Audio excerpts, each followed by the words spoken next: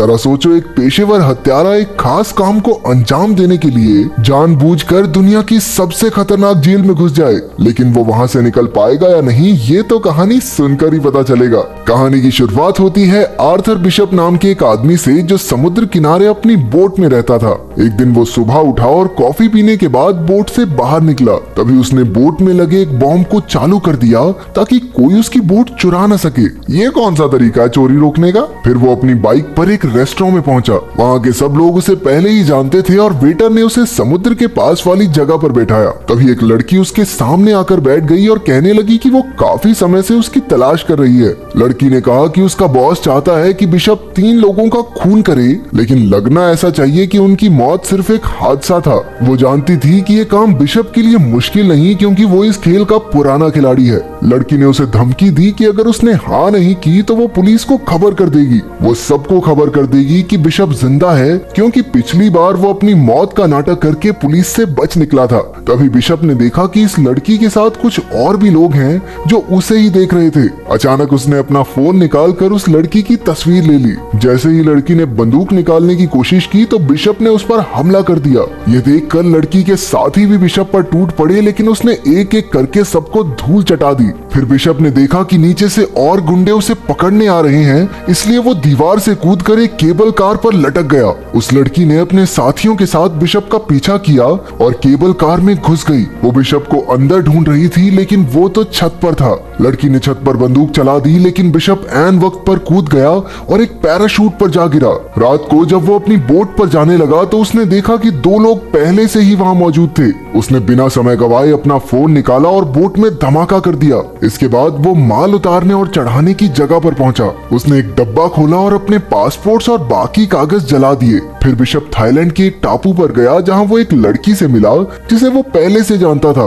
ये लड़की वहां के एक होटल की मालकिन थी। वो उसे एक कमरे में ले गई और बिशप ने एक खुफिया जगह से एक बैग निकाला। उसमें कई सारे फोन्स, हथियार और पासपोर्ट्स थे। उसने तस्वीर वाली लड़की के बारे में कुछ जानकारी निकाली तो पता चला कि असल में ये लड़की क्रेन नाम के एक आदमी के लिए काम करती है। उधर जीना नाम की लड़की होटल की मालकिन से मिली और उससे कुछ दवाइयाँ मांगी। मालकिन ने उसकी बाजू पर कई घाव देखे, जैसे उसे किसी ने बुरी तरह पीटा हो। मालकिन ने उसकी और मदद करने की कोशिश की, लेकिन जीना ने कहा कि उसे सिर्फ दवाइयाँ चाहिए और फिर वहाँ से चली गई। रात को मालकिन ने समंदर में एक बोट देखी जिसमें कोई आदमी एक लड़की को पीट रहा था। उसने तुरंत बिशप के पास जाकर उस लड़की की मदद करने को कहा। बात मानकर बिशप उस बोट पर पहुंचा और कहने लगा, अरे ओह, अगर तू सच्चा मर्द है तो इस लड़की को छोड़ दे। वो लड़की जीना ही थी, लेकिन उस आदमी ने बिशप की एक ना सुनी और अपनी बंदूक निकाल ली। इस गलती के लिए बिशप ने उसकी काफी धुलाई करके उसे मार डाला। इसके बाद उसने मालकिन से कहा कि जीना को लेकर होटल चली जाए। फिर जब उसने बोट की छानबीन की तो उसे जीना का पासपोर्ट और फोन मिला जिसमें बिशप की तस्वीर थी। आखिरकार उसने बोट को धमाके से उड़ा दिया और होटल में वापस आया। उसने जीना से पूछा कि उसकी तस्वीर जीना के फोन में क्या कर रही है। उसने जीना से साफ साफ पूछा कि क्या वो भी क्रेन के लिए काम करती है। जीना ने सहमी हुई आवाज में बताया कि क्रेन उसे धमका रहा है। अब तक जो हुआ वो क्रेन के प्लान का हिस्सा था ताकि जीना बिशप से मिल सके।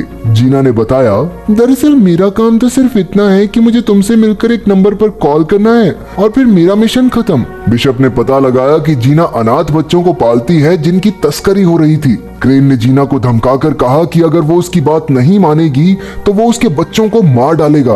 बिशप ने देखा कि एक बोट टापू की ओर बढ़ रही है जिसमें बहुत से आदमी हैं जो टापू पर नजर रखे हुए थे। बिशप ने जीना से कहा, देखो तुम्हें मेरे साथ दोस्ती बढ़ाने का नाटक करना होगा ताकि क्रेन को शक न हो। उसने ऐसा ही किया और बिशप ने इस सब में उसे घसीटने के लिए उससे माफी भी मांगी, लेकिन उसके पास इसके सिवा कोई रास्ता नहीं था। बिशप ने बताया कि उसे जानकर खुशी हुई कि वो अनाथ बच्चों को पालती है, क्योंकि वो खुद भी एक अनाथ था। बचपन में उसे और क्रेन को एक गैंगस्टर ने खरीदा था। बिशप तो उसके चंगुल से भागने में कामयाब हो गया, लेकिन क्रेन भाग न सका। इसलिए उन्होंने क्रेन को गुनहगार समझकर उसे सजा दी और तब से क्रेन बिशप से नफरत करता है। खैर, बिशप ने जीना को इस मुसीबत से निकालने के लिए एक प्लान बनाया और निशानी के तौर पर अपनी घड़ी दी। अगले दिन क्रेन के आदमियों ने जीना को किडनैप कर लिया। फिर बिशप ने क्रेन को कॉल करके 2-2 हाथ करने की चुनौती दी। जब वो दोनों मिले तो बिशप ने कहा, क्रेन, जीना को छोड़ दे वरना तेरे लिए अच्छा नहीं होगा। वो बहुत अच्छी लड़की है, उसे जाने दे।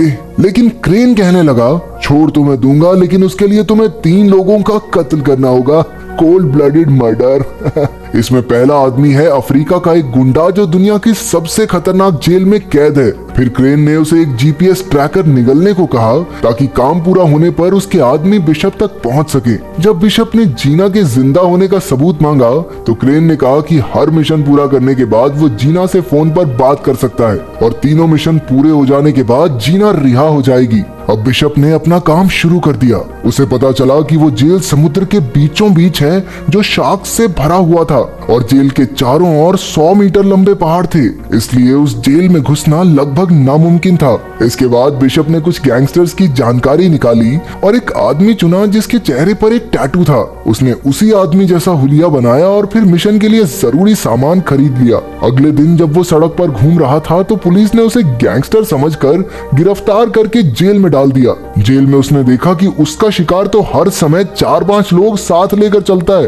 उसे एक साथी कैदी ने बताया कि इस आदमी का नाम क्रिल है और उसने लाइबेरिया देश के राष्ट्रपति का खून किया था। अब तक कई कैदी क्रिल को मारने की कोशिश कर चुके थे। जब क्रिल पर फिर से हमला हुआ तो इस बार बिशप ने उसकी जान बचा ली। क्रिल ने उसका शुक्रिया अदा किया और उसे खाने पर बुलाया। जब बिशप उससे मिलने गया तो उसने क्रिल की जान ले ली और सबको लगा कि उसकी मौत जहरीला खाना खाने से हुई है। फिर बिशप ने तुरंत जेल की दीवार में धमाका किया और अपने पूरे शरीर पर ऐसा स्प्रे छिड़का जिससे शार्क्स उसके नजदीक न आए। अंत में उसने जीपीएस कैप्सूल निगला और समुद्र में कूद गया। उधर बोट के कैप्टन के पास मैसेज आया कि बिशप ने काम पूरा कर दिया है। उसकी लोकेशन ढूंढकर क्रेन के आदमियों ने उसे बचा लिया। फिर बिशप ने जीना से फोन पर बात की तो जीना ने बताया कि बिशप के पास अगले आदमी को मारने के लिए सिर्फ 36 घंटे हैं, नहीं तो वो लोग जीना को मार देंगे। अब क्रेन ने उसे दूसरे आदमी की जानकारी भेजी। इस आदमी का नाम एड्रियन है जो कि एक अरबपति था। ये इंसानों की तस्करी का धंधा करता है, लेकिन उस तक पहुंचना बहुत मुश्किल था क्योंकि वो ऑस्ट्रेलिया में एक बिल्डिंग के 58वें माले पर रहता है जहाँ के सारे दीवार, दरवाजा, खिड़की बुलेट प्रूफ थे। ऊपर से हर जगह सेंसर्स और फिंगरप्रिंट डिवाइस भी लगे थे। अब बिशप इस आदमी के नीचे का घर खरीदने पहुंचा। वहाँ उसने घर की चाबियां और नक्शे की हूबहू नकल उतार ली। फिर उसने कांच फोड़ने वाले बॉम्ब्स बनाए और साफ सफाई वाले आदमी का भेष बदल कर उस घर में घुस गया। घर की खिड़की से लटक कर वो एड्रियन के घर के स्विमिंग पूल तक पहुंचा और वहां बॉम्ब्स फिट कर दिए। जैसे ही एड्रियन उसमें नहाने आया, बिशप ने धमाका कर दिया और एड्रियन सीधा नीचे गिरकर मारा गया। अब फिर से जीना का कॉल आया, लेकिन इस बार उसने चालाकी से उस बोट का नंबर दिखा दिया जिसमें वो कैद थी। फिर बिशप हेलीकॉप्टर से उस बोट तक जीना को बचाने पहुंचा और कई गुंडों को मार गिराया, लेकिन अफसोस कुछ देर बाद वो पकड़ा गया। फिर क्रेन ने उसे आखिरी चेतावनी देते हुए कहा, इस बार तो माफ कर देता हूँ, लेकिन अगर फिर से ऐसा हुआ तो जीना बेचारी मारी जाएगी और उसकी मौत के जिम्मेदार होगे तुम। अब बिशप का आखिरी मिशन था अमेरिका में रहने वाले मैक्स को मारना। वो एक ऐसी बिल्डिंग में छिपा हुआ था जो पहाड़ के ऊपर बनी है और वहाँ सबमरीन्स का कारखाना था। इन सबमरीन्स में बड़ी बड़ी मिसाइल्स छिपाई गई थी। वहाँ खुफिया तरीके से किसी का भी अंदर आना या अंदर से बाहर जाना नामुमकिन था। जो भी वहाँ घुसने की कोशिश करता वो मौत के मुंह में जा गिरता। बिशप के पास इस काम को अंजाम देने के लिए 48 घंटे का वक्त था। उसे खबर मिली कि मैक्स ने एक हेलीकॉप्टर मंगवाया है, इसलिए उसने हेलीकॉप्टर के नीचे छुपकर मैक्स तक पहुंचने का प्लान बनाया। जब उसकी तरकीब कामयाब रही तो उसने बिल्डिंग के सारे कैमरा जाम कर दिए। चारों ओर हड़कंप मच गया और गार्ड्स मैक्स को एक खास कमरे में ले जाने लगे। तभी बिशप ने लिफ्ट में धमाका कर दिया, लेकिन किसी तरह मैक्स खास कमरे तक पहुंच गया। हालांकि अपना हीरो तो पहले से ही वहाँ मौजूद था। अब वो मैक्स के साथ मिल गया और मैक्स को मारने का नाटक किया ताकि क्रेन को चकमा दिया जा सके।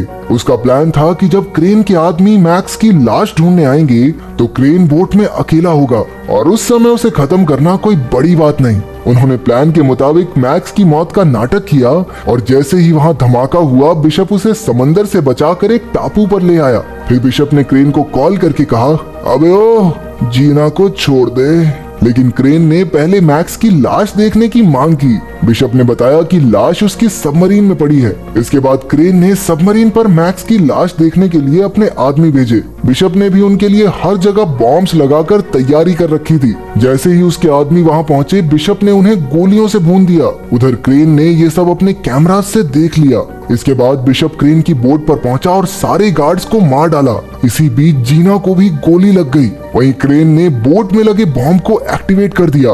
बिशप ने जल्दी से जीना को छुड़ाया और उसे एक ऐसे डब्बे में पहुंचा दिया जो धमाका होने से पहले ही बोट से अलग हो गया। अब बिशप और क्रेन की जबरदस्त लड़ाई शुरू हो गई। उसने क्रेन को जंजीर से बांध दिया और तभी बोट में धमाका हो गया। जीना तो बच निकली, वहीं मैक्स के आदमियों ने बोट का मलबा बाहर निकाला। कुछ समय बाद जीना अपने बच्चों के साथ थी और उसने देखा कि बिशप उसकी आंखों के सामने खड़ा था। असल में बिशप बोट के स्टील रूम में छिप गया था जो इमरजेंसी के वक्त काम आता है, और इस तरह वो धमाके में बच निकला। अगर वीडियो पसंद आई तो लाइक कर देना, चैनल को सब्सक्राइब कर देना। मिलते हैं अगली वीडियो में।